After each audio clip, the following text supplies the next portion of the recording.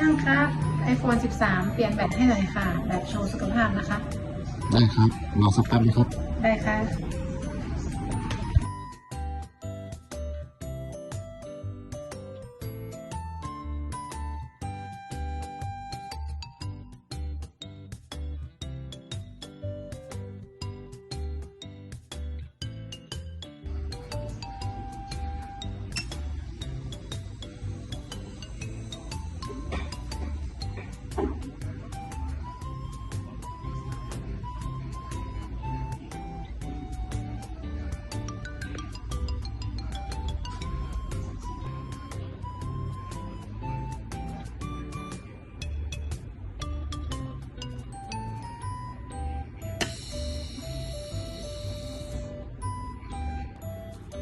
iPhone 13 เปลี่ยนแบบไม่มีการแจ้งเตือนอะไรในเครื่องเลย เสร็จเรียบร้อย